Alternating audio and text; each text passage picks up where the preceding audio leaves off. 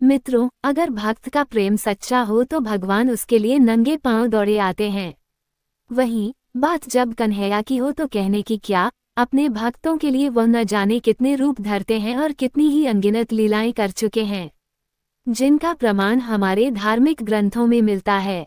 ऐसी ही एक रोचक कथा है जब कन्हैया ने अपने भक्त के लिए एक अनोखा काम किया। तो आइए जानते हैं इस कथा के बारे में विस्तार से, और हाँ, कथा को अंत तक सुनिएगा। पौराणिक कथा के अनुसार एक बार की बात है, किसी नगर में एक राजा ने एक मंदिर बनवाया जिसमें श्री कृष्ण की एक मूर्ति भी रखवाए, लेकिन उसकी कभी पूजा नहीं की। पूजा करने के लिए मंदिर में एक पुजारी को रखा गया। पुजारी नियमित कन्हैया जी को नहलाता और बड़ी ही श्रद्धा भाव से उनकी पूजा अर्चना करता।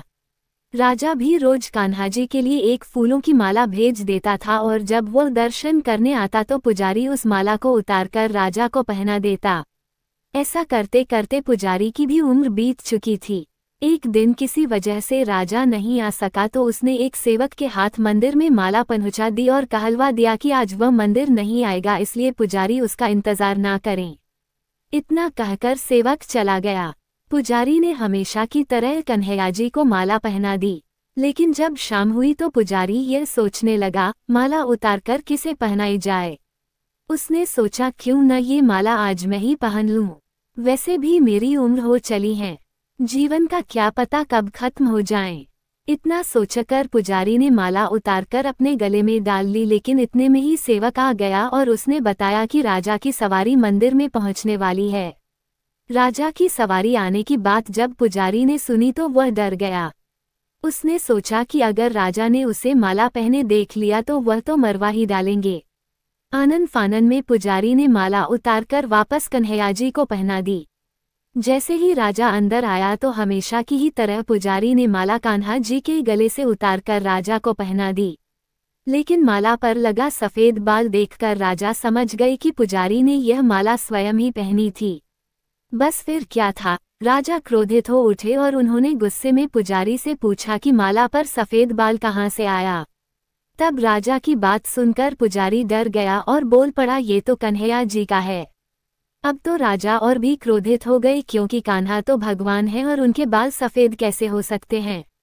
इसलिए राजा ने फरमान सुना डाला कि कल श्रृंगार के समय राजा खुद आएंगे और देखेंगे सच में ही कान्हा जी का सफेद बाल है या पुजारी झूठ बोल रहा है।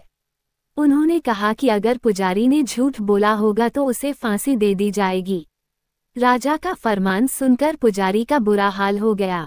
उसने सोचा, अब क्या करें, कहाँ जाए, अब तो उसका मरना तय है। तब रोते रोते वह भगवान की शरण में पहुंचा और उनसे कहा कि हे केशव, मुझसे झूठ बोलने का अपराध तो हुआ है, लेकिन हो सके तो मुझे क्षमा कर दे और राजा से मेरे प्राण की रक्षा करें।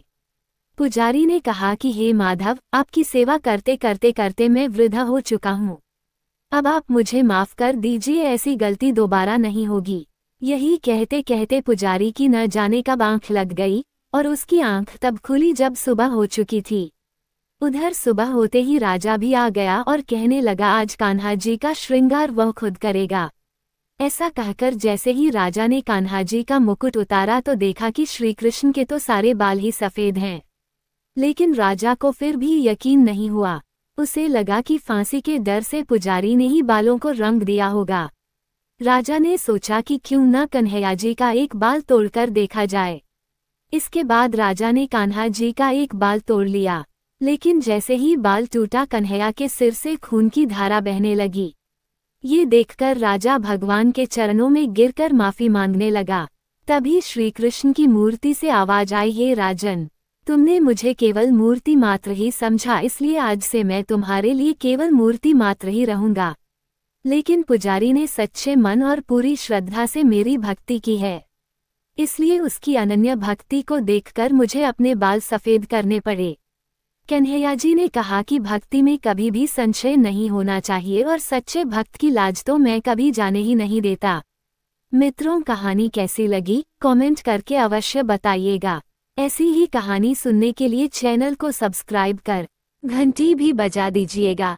कहानी को लाइक कर मित्रों में शेयर भी कीजिएगा। मुलाकात होगी एक और नई कहानी में, तब तक के लिए शुभ विदा।